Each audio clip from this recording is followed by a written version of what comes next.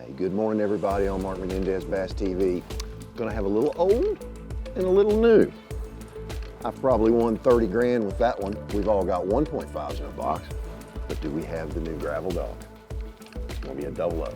Old versus new. Let's see how it goes here on Kentucky Lake.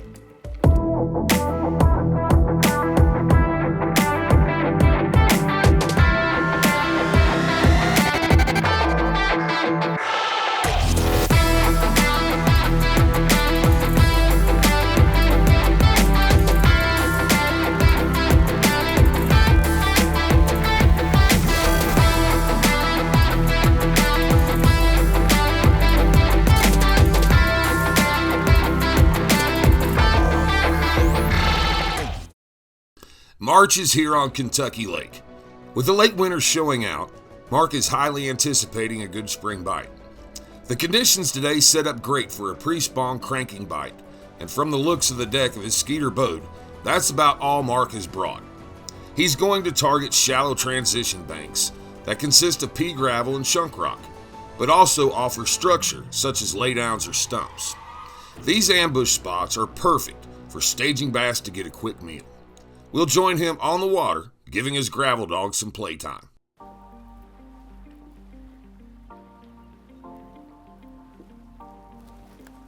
Little big fish come off that stump.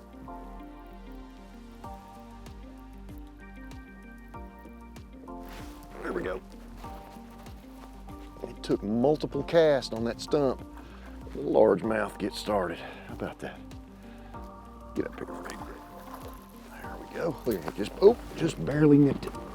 Stop, Junior. Stop, Junior. Just barely nipped it. I made 3, 4, 5 casts to that stump and finally got the right angle. We'll throw back in there. There's probably another one right there. Came over that corner of that stump and all I saw was a green flash. Gravel and anything in which that fish can get around this time of year is a real key feature. There's 2 stumps side by side here, and I'm taking that 8-foot gravel dog and just winding it all around it. That big bill on the bait bounces off of cover well, deflects well, doesn't get hung up, but I'm just kind of easing it around it.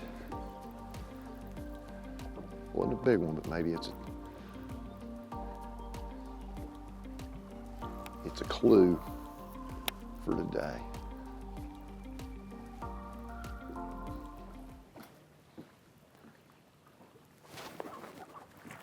Little guy. Boy, we've got some juniors here this spring. He popped it good. Little largemouth. That one got the old 1.5.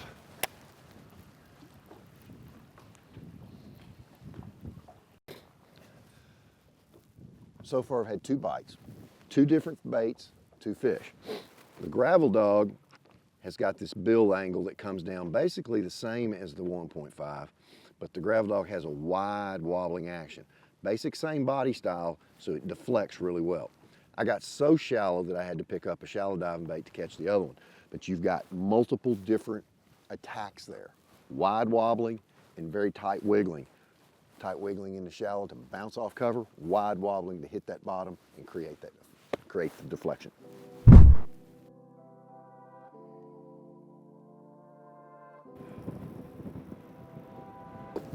There we go. Right into that tree. He's just barely got the plug. Right into that cover.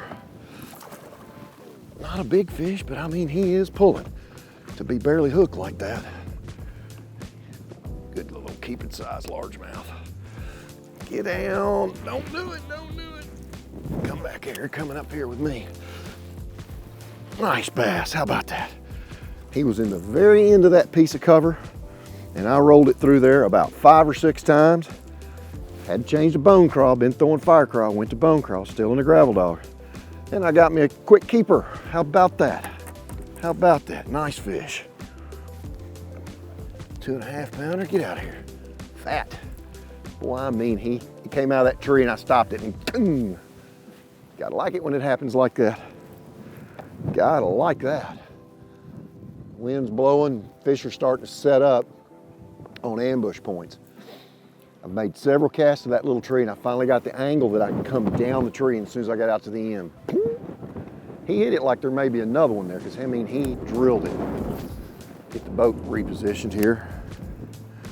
Come on, power pole, move, get me up there. When they got one hook, you gotta be really cautious. That's where this old composite cranking rod of mine really helps out. You saw that rod just in a big, deep bend, and that fish never could get any leverage on it. It's a real important part of my cranking. This rod is called a mini bass for me, just in that very reason. One of the things I truly admire about the gravel dog is it is a 1.5 body. And we've all thrown a 1.5 in cover, it bounces off cover. But this bait has the buoyancy that if I get that bill on a piece of cover and I just stop reeling, it'll back itself out of there and I can continue my retrieve. That is key when cranking heavy cover. Just retrieving it right down the side of that log, banging it down the side of that log. Anytime I feel it getting ready to rise up on a piece of cover, I just stop. There it was right there. That was just right.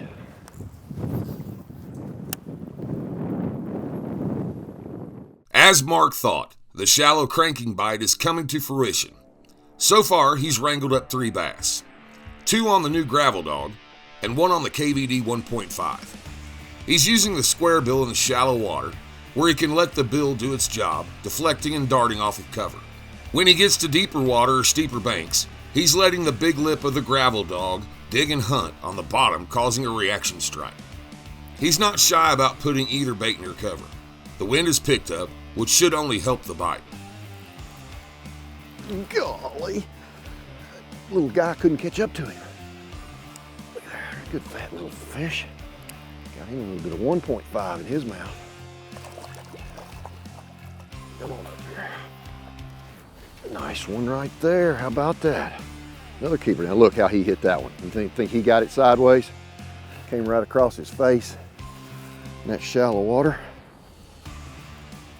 All right, another keeper. Have to reach down there and get some pliers. I like it when you get them like that. Got a little chili crawl laying there just in case. This one got fire crawl. Get out of there. Good fish right there. Good keeper bass. All right. Get out of there, fella. I mean, he hit that going 800 miles an hour. Couldn't hardly catch up to him. He smoked it. A little piece of wood right there out off the bank. Laying up there real shallow. We've got almost 60-degree water in the middle of March, and that's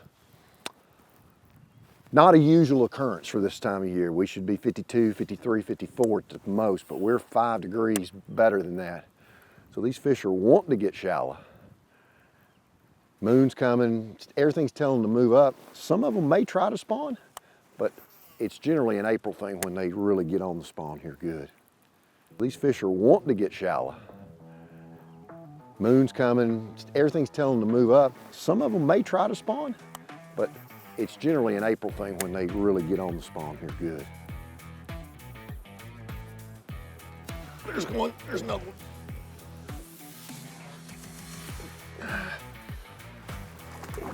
Not a giant, but another nice one. Look, he got that one too, boy, did he swallow it. We're on to something here on this shallow wood. They've moved up even further than what would be the norm. Be a keeper this time next year for sure, but well, I mean, he drilled it. Good little bass. Get out of here. Came right off the end of that laydown right there. Watch this. Come right back down through there. We found some. Well, that one drilled it too.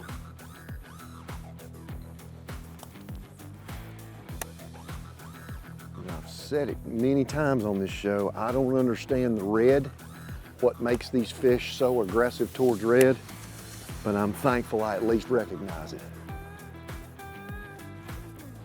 I pushed further in the bay here, and I'm only in 3.5 to 4 feet of water, so I can't efficiently fish the gravel dog through this cover as well as I can the 1.5. This is where the 1.5 just shines. You can wind it through anything you want to, bounce it off the wood, bounce it off the cover, and it just makes your efficiency as an angler better. That's the only reason I made the switch to the 1.5, just because it comes through this cover better.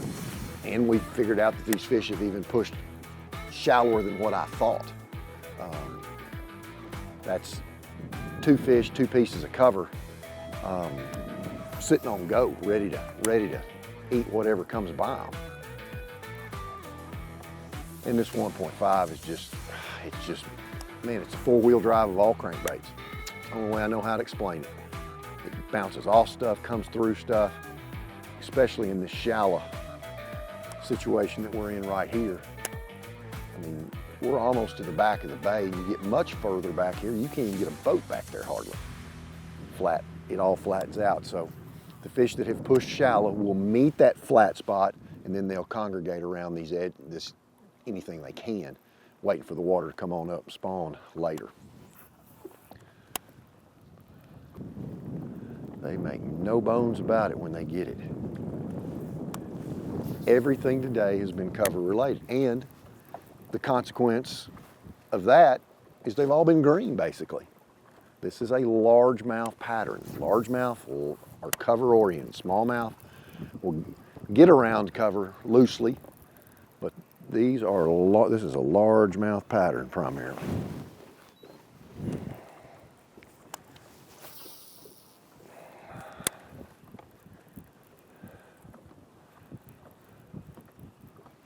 There he is. Another little tank, just a little tank. Well, this has certainly shown itself as a viable way to catch them. Cover and a square bill.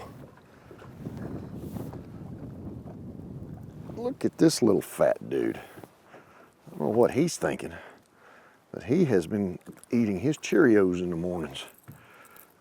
Look at that little fella. Fat as can be. Healthy. Lake's on its way back, there's no doubt about it. Sitting on the one last piece of cover right here. Make another cast right out there on the end of it. Mark has dialed in a shallow cranking bite. The bass have gotten even shallower than Mark predicted. So with the bite starting to fizzle on Kentucky Lake, Mark makes a quick trip over to Lake Barkley. However, he will make a subtle change. Instead of focusing in creeks, he's going to start at the mouth of small pockets near the main lake, fishing the points and bars. That's a good one right there, I believe. I can't tell. Just mad. Smallmouth, no wonder. No wonder. Ooh, I mean, he is hot, isn't he? These little guys just don't quit. Look at him dig, just digging.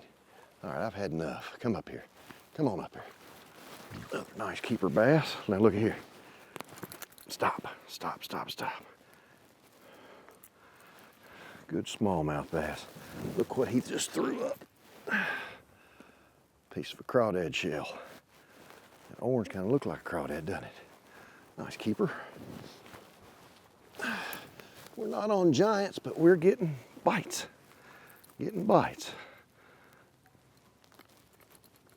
There we go. Nice keeper smallmouth. There we go. Get out of here, Junior. You smoked my deal. I got it. Got him, got him, got him. Got a little fire crawl action there, didn't we? On old 1.5. He made no bones about it. He said, that is my crankbait. That's why I thought it was a really good fish for the moment. Drilled it. You never know where these smallmouth are going to show up over here. We're on Lake Barkley right now, and there's a good population of smallmouth over here. And you would have thought that would have been a largemouth where he came from, next to an old lay-down tree, but it's a rocky bank with pea gravel in it, and just that, right off the river channel right behind us. just never know when one of those little brown fellows is going to show up.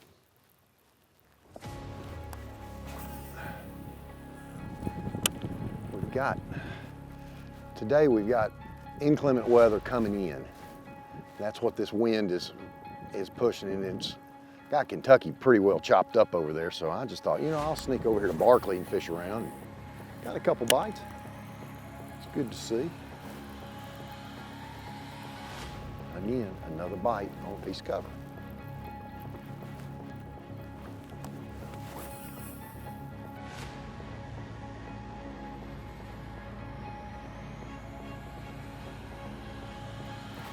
Oh, that was a pretty bite. He's not a big fish, but that was just darn pretty. Pretty. I came over that one log right there, and he came out of nowhere to just crush it. That was a cool bite. Get back in there, Junior, grow up. Oh, that was just pretty. Came right over that log right there, and he said, whoop. Everything I know from 50 years of bass fishing tells me with overcast skies and wind, the fish should be roaming up and down these banks. And I've not gotten a bite doing that today. Every bite I've got has been around heavy cover. It's kind of odd. One of the cool things about fishing, when you think you know everything there is to know about it, it'll tell you, no, you don't. There's one of those old smallmouth, came out of nowhere to get it. I mean, he's got 1.5 in his nose. Good keeper size fish right there. Get up here. Big old long one. Look at that. I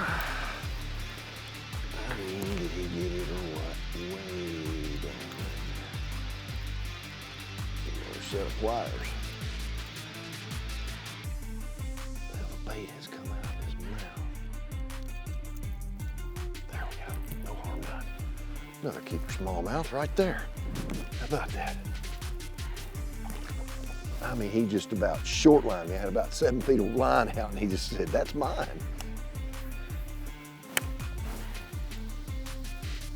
I am in relatively shallow water. I'm in about 2.5 to 3 feet of water. Saw a piece of cover down there and just pitched it over there and got him. Cool. Like I said, you never know where these smallmouth are going to come from. Even though we're on an open looking bank, there was a rock or something. I saw a dark spot there and just clobbered it when it came by. It's a very strange day. Very strange. Lake Barkley seems to be heating up. The wind has positioned bass right where they should be. As Mark makes his way down the bank, anytime he comes across a laydown, stump, or any piece of cover, it's almost been automatic for a bite. Oh, there he is. That was gorgeous.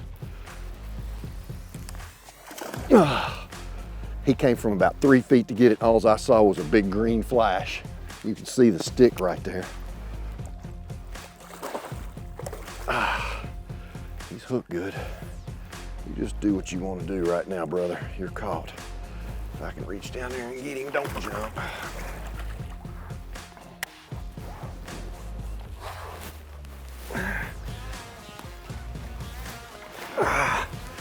Yes, sir, I got you. I got you, fella. He's not even hooked in the mouth. He just came up and butted it with his head. Gamakatsu's got you, didn't he? Good fish.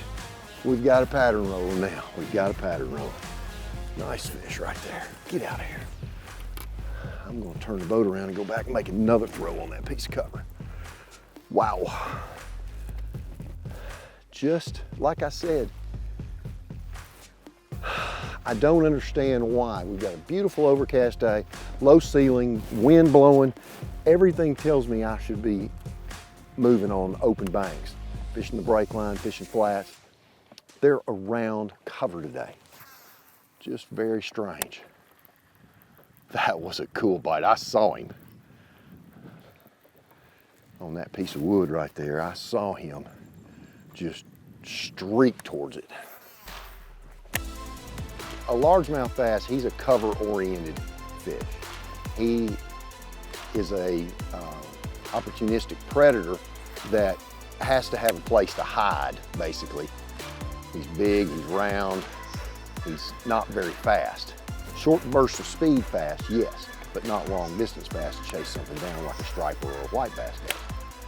So wood gives the fish two different things.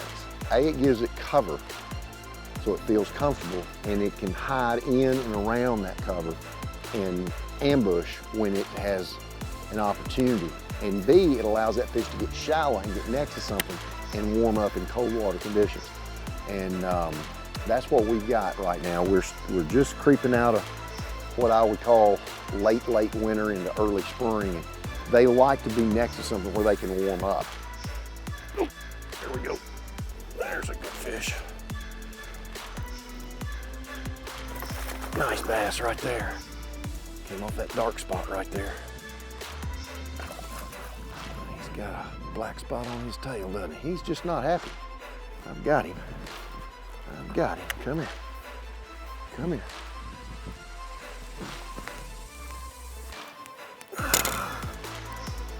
Got him. There's a good fish. Look at that. This came and got him after he was hooked up. I can't find my dang pliers. Who moved my pliers? It must be my dumb ass. There we go. Oh, just a dark spot right there in the water. I'm gonna lay it out there on it. Good bass right there. That's a healthy son of a gun right there. Lake Barkley special. Nice. Mark Menendez Bass TV is brought to you by Skeeter Boats, Seaguar, Lews, feel the difference, Strike King Lure Company, Power Pole, closed captioning provided by Dying to Fish.